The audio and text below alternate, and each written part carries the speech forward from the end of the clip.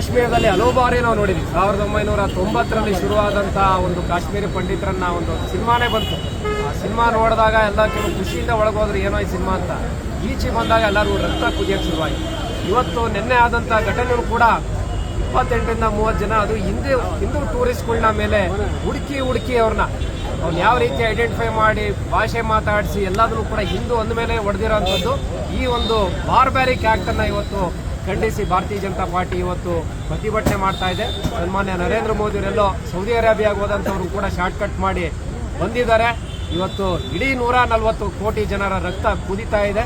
ಇವತ್ತು ನರೇಂದ್ರ ಮೋದಿಯವ್ರ ಜೊತೆ ಎಲ್ಲರೂ ಕೂಡ ಅವ್ರು ತಗೊಳ್ಳುವಂಥ ಆ್ಯಕ್ಷನ್ನು ನನ್ನ ಲೆಕ್ಕ ನಾವು ಪ್ರೆಡಿಕ್ಟ್ ಮಾಡ್ಬೋದು. It will be a serious retaliatory act.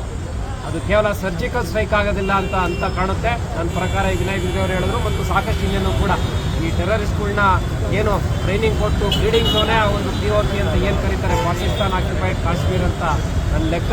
ಅದ್ರ ಜೊತೆಗೆ ಇಡೀ ಪಾಕಿಸ್ತಾನನೇ ವರ್ಲ್ಡ್ ಭೂಪಟದಿಂದ ಅದು ನನ್ನ ಲೆಕ್ಕ ತೆಗೆದುಹಾಕುವಂಥ ಕೆಲಸ ಇವತ್ತು ನರೇಂದ್ರ ಮೋದಿ ಅವರು ದಿಟ್ಟವಾಗಿ ಮಾಡಬೇಕು. ಇಡೀ 140 ಕೋಟಿ ಭಾರತೀಯರು ಕೂಡ ನರೇಂದ್ರ ಮೋದಿ ಅವ್ರ ಜೊತೆ ನಾವೆಲ್ಲರೂ ಕೂಡ ಏನೇ ಆ್ಯಕ್ಷನ್ ತಗೊಂಡ್ರು ಕೂಡ ಭಾರತೀಯರು ಏನು ರಕ್ತ ಕುದಿತಿದೆ ಅದನ್ನು ಆರಿಸುವಂಥ ಕೆಲಸ ನರೇಂದ್ರ ಮೋದಿ ಅವರು ತಗೊಂಡ ಆ್ಯಕ್ಷನ್ಗೆ ನಾವೆಲ್ಲರೂ ಕೂಡ ಕೈ ಬಲಪಡಿಸಬೇಕು.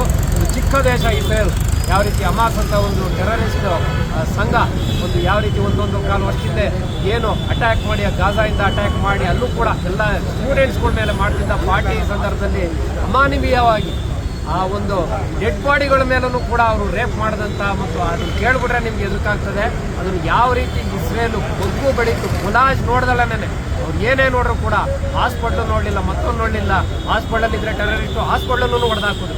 ಆದ್ದರಿಂದ ದಿಟ್ಟವಾದಂಥ ಕ್ರಮ ಇಸ್ರೇಲಿ ಮಾದರಿಗಿಂತ 10ರಷ್ಟು ಕಠಿಣವಾದಂಥ ಕ್ರಮವನ್ನು ರಿಟಾಲಿಯೇಟರಿ ಆ್ಯಕ್ಟ್ ಭಾರತ ದೇಶ ನರೇಂದ್ರ ಮೋದಿಯವರಲ್ಲಿ ಮಾಡಬೇಕು. ಅವ್ರನ್ನ ಕೈ ಬಲಪಡಿಸಬೇಕು ಅಂತ ಸಂದರ್ಭದಲ್ಲಿ